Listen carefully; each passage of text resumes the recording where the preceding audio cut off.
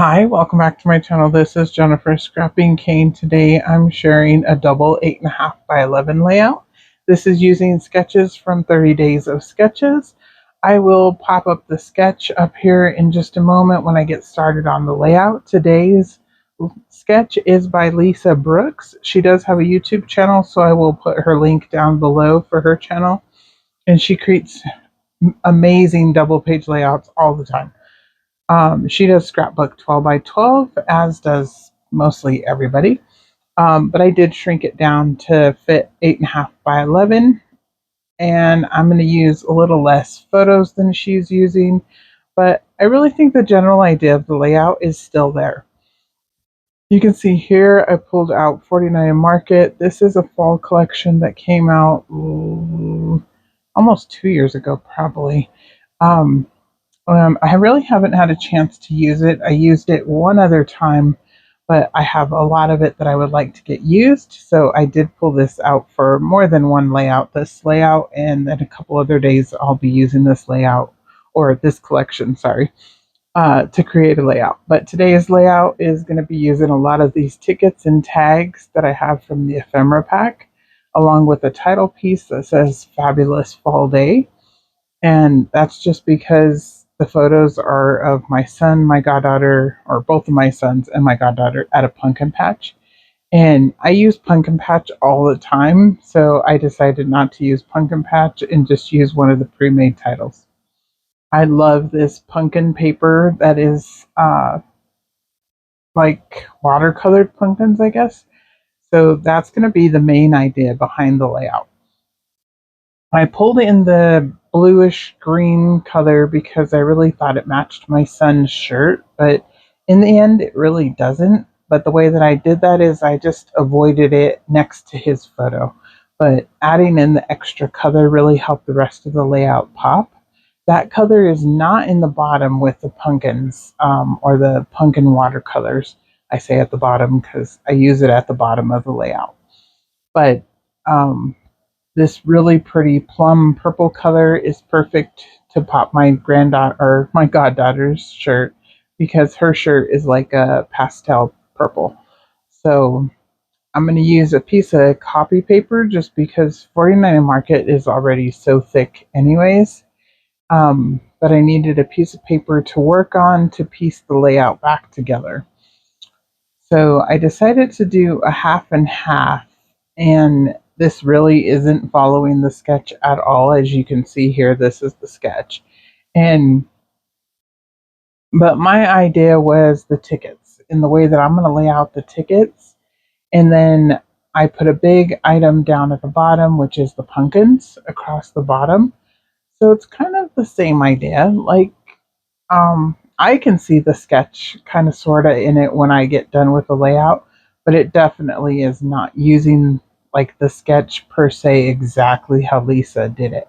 But it did inspire this layout, so I'm good with it. I'm going to go ahead and say, it's using the sketch the way that I want it to use the sketch. This paper here, I forgot to trim down the copy paper a little bit more than 11. So I usually cut off, it's not even half an inch. It's probably like a quarter of a quarter of a quarter of an inch. So 1/8 of an inch or so. It's really small that I take off. But it's enough that when I put the 49 Market papers in the page protectors, it doesn't make it bulge out. So that's the reason I do that, because their papers are very heavyweight cardstock. And I love that, but at the same time, it makes the layouts very bulky if you layer papers like this. So that's just something to keep in mind.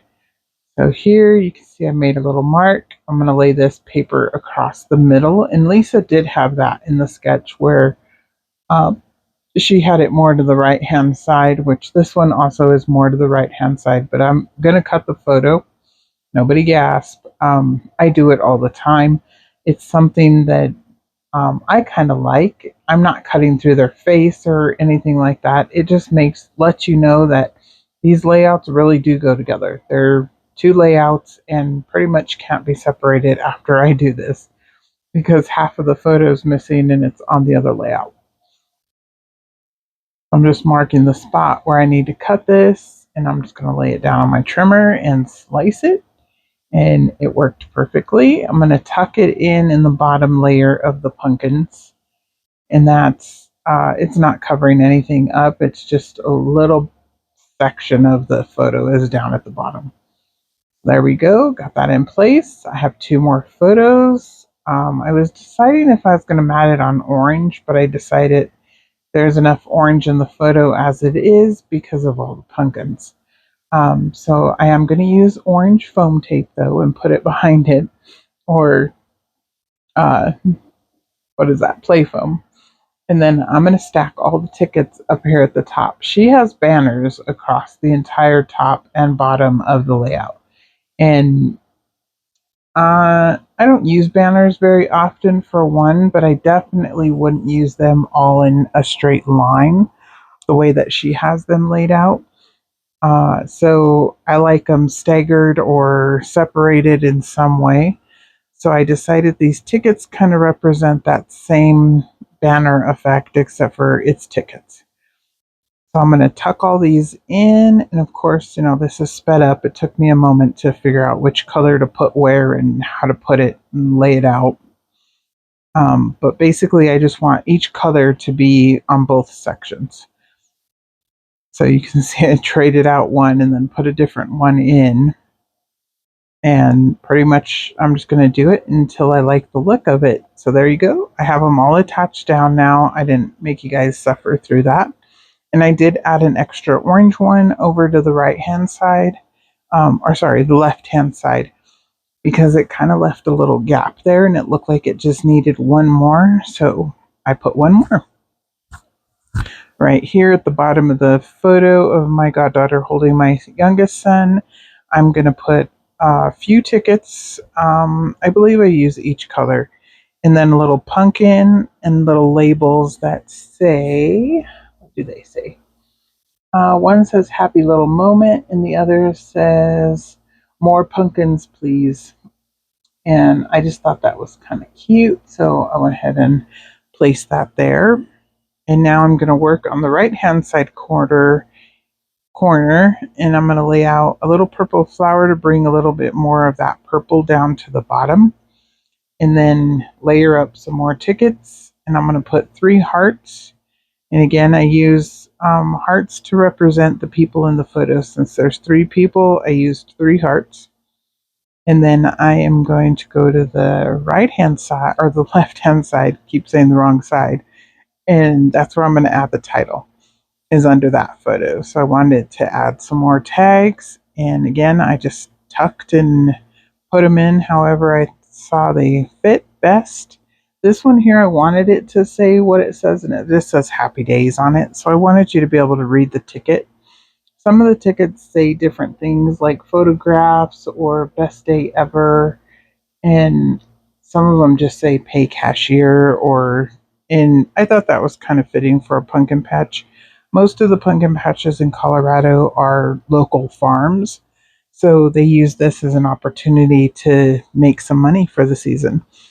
And they do have tickets for their rides or to get a pumpkin or to do the hay rides and stuff like that. So tickets are definitely something that I think belongs on a pumpkin patch layout. But you can see there, I'm done. I'm going to trim off this little flower here on the right hand side, and that's going to complete my layout for day 1. Let's see if I complete all 30 days. I do have all of the layouts already bagged up, ready to go with photos, papers. All of my layouts are going to be Halloween or fall inspired, meaning they'll either be probably pumpkin patch or some kind of fall photo. And I'm really excited for the month of October. I love fall and I love creating these layouts, are my favorite to create. So I plan on having lots of fun this month, and hopefully you guys will come back and join me. Like and subscribe, and I will see you in the next video.